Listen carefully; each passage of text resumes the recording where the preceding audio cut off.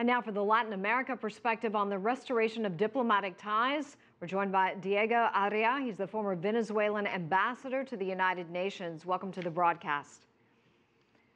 Thank you, Susan. Tell us, why did this take 5 decades? You know, Cuba for many years was sort of not only a pebble in the shoes of the United States, but created major turbulence in the region. For example, at the time, Cuba was financing part of the guerrilla movement in El Salvador, Guatemala, Nicaragua, and that was a time precisely of great reactions. And Cuba was playing actually a difficult role for the rest of Latin America. But in the last 15 or 20 years, actually, Cuba became a non-issue from the point of view of contagious or dangerous relationship, with the exception of Venezuela. It's amazing, as the gentleman in Havana, in Caracas, was referring, Cuba, a small country, for the last 15 years have controlled the Venezuelan policies, economic, social, cultural.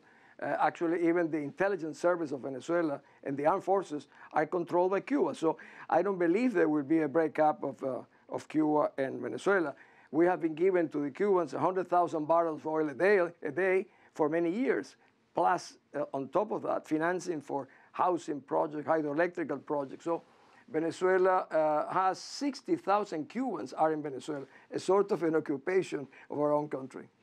Mr. Ambassador, we want to ask you, how will the two countries ultimately resolve their issues, and how will the nomination of an ambassador actually play into all of this?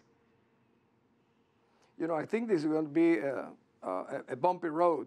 You know, I was listening to what the foreign minister of Cuba was, or the ambassador of Cuba to the United States was requesting. Will be very controversial issues. It is a controversial issue in Latin America, but it's not an issue that generates great concern in the region.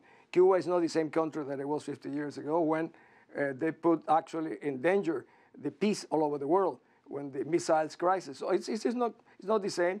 Cuba is not financing anymore guerrillas in El Salvador, Guatemala, Nicaragua, Bolivia, and it's playing a more mature role than even Venezuela.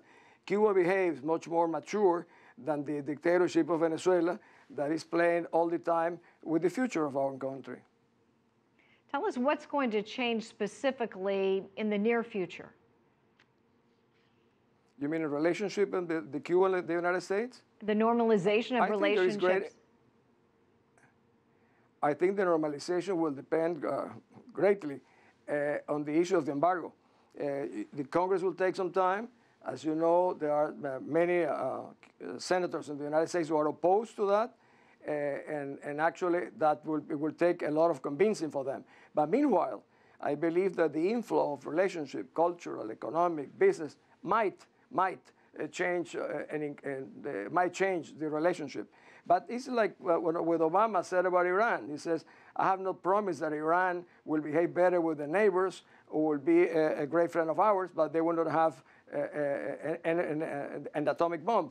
The same thing here. I don't think the President of the United States is offering that Cuba will not continue creating any problems in the future, but will have a good bilateral and productive relationship with the United States. I think that's the case. What incentive does Cuba have to compromise now that the normalization of relations has taken place?